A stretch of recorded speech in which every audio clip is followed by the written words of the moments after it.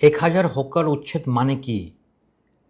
1000 চাকরি হারানো, নাকি কোটি টাকার অর্থনৈতিক চেইন ভেঙে দেওয়া? আজ এই বিষয় নিয়ে আমরা আলোচনা করব। নমস্কার সালাম, আমি মোস্তাফিজুর রহমান, একজন পলিটিক্যাল স্ট্র্যাটেজিস্ট।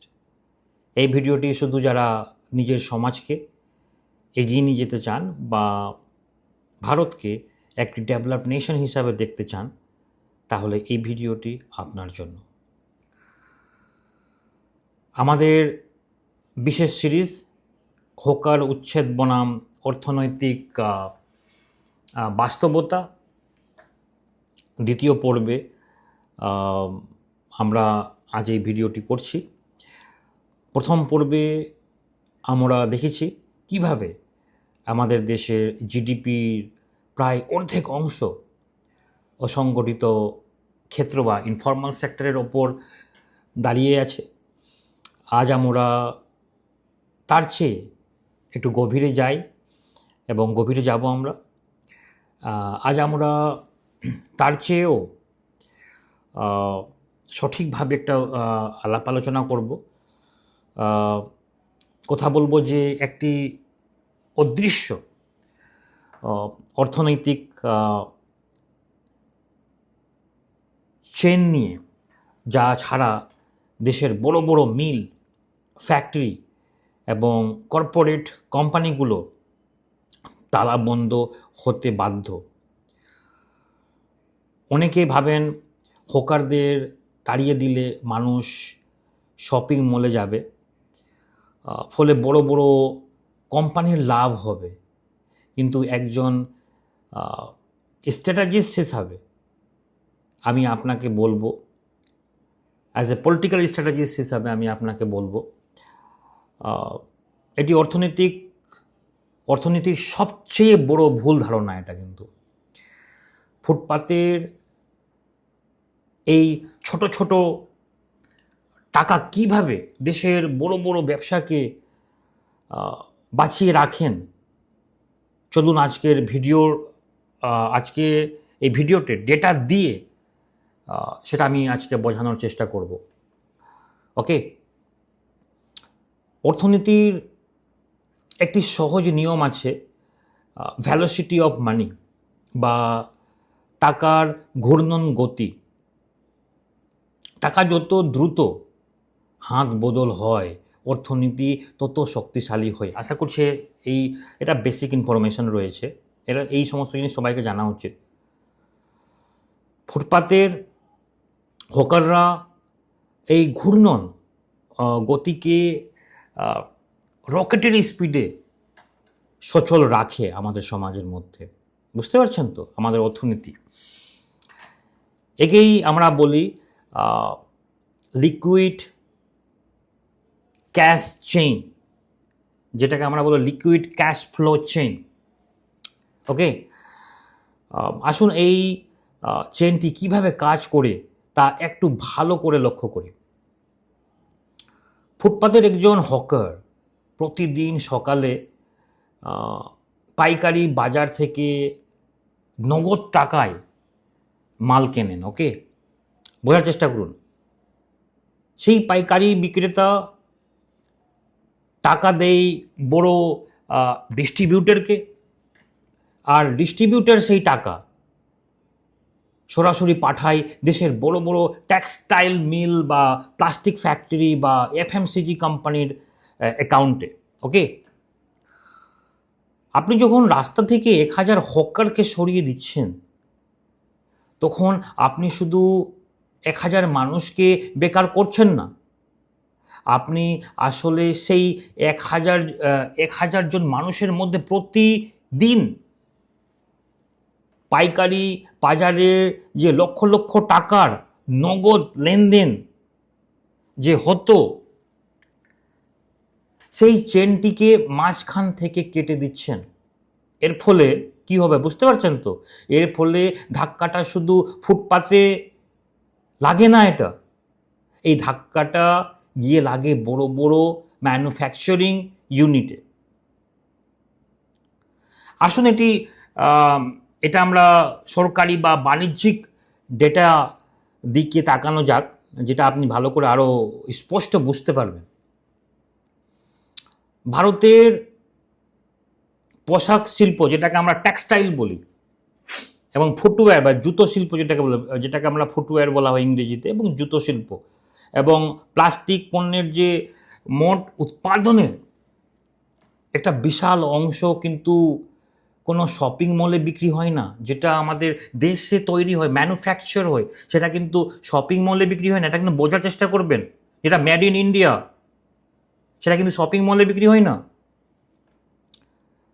এটা বোঝার চেষ্টা করুন যে রেডিমেড গার্মেন্টস রয়েছে, যে কাপড় যেগুলো রয়েছে, ভারতের মোট উৎপাদিত সাধারণ পোশাকের প্রায় 60% থেকে 65% এই ধরনের ওপেন মার্কেট বা ফুটপাতের মাধ্যমেই সাধারণ মানুষের কাছে পৌঁছায়। কিন্তু এই ফুটপাতের মাধ্যমেই পৌঁছায়।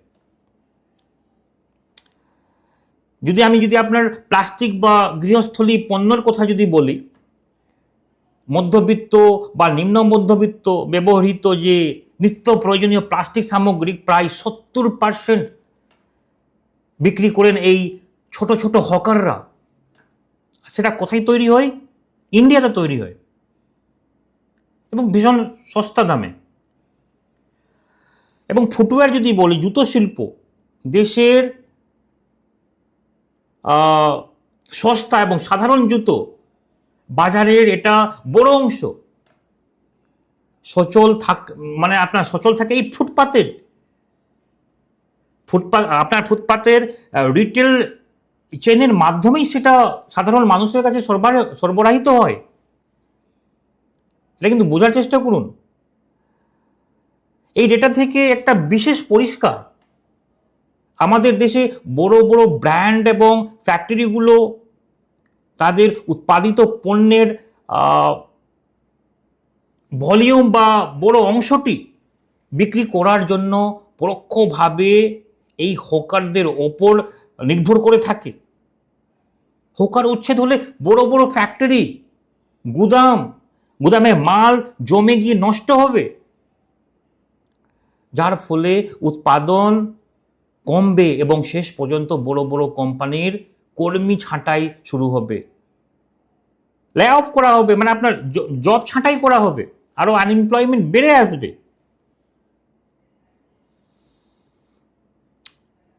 বুঝতে পারছেন তো? এবার চলুন একটি উন্নত দেশের উদাহরণ আমি দিতে চাই, এটা আপনারা আশা করছি আরো ভালো করে বুঝতে পারবেন এই জিনিসটা। আমরা অনেকেই জাপানের প্রযুক্তি আর আধুনিকের কথা জানি, জাপানের ব্যাপারে।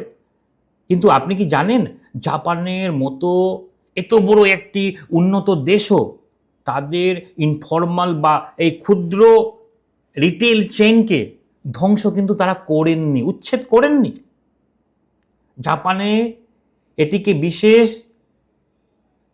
ধারণা রয়েছে, যাকে বলা হয় শতেনগাই। আপনারা যদি ওই ভাষাতে যদি বলেন শতেনগাই, যেটা একটি হলো, এটা সাধারণত শহরের যে মূল বাণিজ্যিক এলাকার মধ্যেই নির্দিষ্ট কিছু রাস্তা বা গলি, সেই সমস্ত জিনিসকে বলা হয় শতেনগাই। ওকে, সেই নির্দিষ্ট রাস্তা বা গলি যা সম্পূর্ণভাবে স্থানীয় ছোট ছোট বিক্রেতা বা খাবার দোকান এবং স্ট্রিট ভেন্ডারদের জন্য সংরক্ষিত, হকার্সদের জন্য সংরক্ষিত থাকে। জাপান সরকার খুব ভালো করেই জানেন যে যতই টয়োটা বা সনির মতো বড় বড় কর্পোরেট কোম্পানি থাকুক না কেন, দেশের ভেতরের অর্থনীতিকে সচল রাখতে এবং মানুষের দৈনন্দিন খরচের টাকা বাজারে ঘোরাতে বা ছোট বিক্রেতাদের ভূমিকা অপরিসীম। জাপান তাদের বড় বড় শপিং মল এবং এই ঐতিহ্যবাহী যে স্ট্রিট মার্কেটস একসাথে সহাবস্থান বা কোএক্সিস্টেন্স করিয়েছে, তাদেরকে তুলনা করেনি, পার্থক্য করেনি। তারা কর্পোরেটকে বড় করতে গিয়ে ছোটদের গলা টিপে মারেননি, কিন্তু উচ্ছেদ করেননি তাদের। বুঝতে পারছেন তো? ভিডিওর শেষে আমি আবারও বলবো,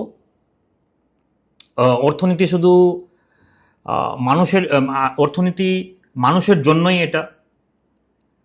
মানুষকে অভুক্ত রেখে কোনো শহরে উন্নয়ন বা সৌন্দর্য দীর্ঘস্থায়ী হতে পারে না, কিন্তু এটা কিন্তু সবসময় মনে রাখবেন। আপনি যদি একটা গাছের গোড়া কেটে শুধু ডালপালায় জল দেন, সেই গাছ যেমন বাঁচবে না, ঠিক তেমনি ফুটপাতের লিকুইড ক্যাশ চেইন ধ্বংস করে দেশের অর্থনীতিকে আপনি কোনো দিন ডেভেলপ নেশন এর স্তরে নিয়ে যেতে পারবেন না। এটা কিন্তু সবসময় মনে রাখবেন, কোনোদিনও না। প্রশাসনকে সিদ্ধান্ত নিতে হবে যে তার কি সাময়িক বাহবা চাই, নাকি দীর্ঘমেয়াদী অর্থনীতির স্থিতিশীলতা চাই। এই লিকুইড ক্যাশ চেইন নিয়ে আপনার কোনো যদি, আমি যে সমস্ত জিনিস বোঝালাম, কোনো যদি অভিজ্ঞতা বা মতামত আছে, তা আপনারা কিন্তু আপনাদের এলাকার বাজারের যে ব্যবসা কি এই উদ্দেশ্যের কারণ বা ম্লান হয়ে যাচ্ছে, যে এই যে উচ্ছেদ যে হয়ে আসছে, নিচে কমেন্ট করে আপনারা অবশ্যই আপনার মতামত জানাবেন। যে সমস্ত জিনিস আমি ডিসকাস করলাম, বা আপনাদের সমাজের মধ্যে যদি কোনো হকার্সদের উচ্ছেদ করা হচ্ছে, আপনাদের কি সমস্যার সম্মুখীন হচ্ছে না, আপনারা অবশ্যই কমেন্টে জানাবেন।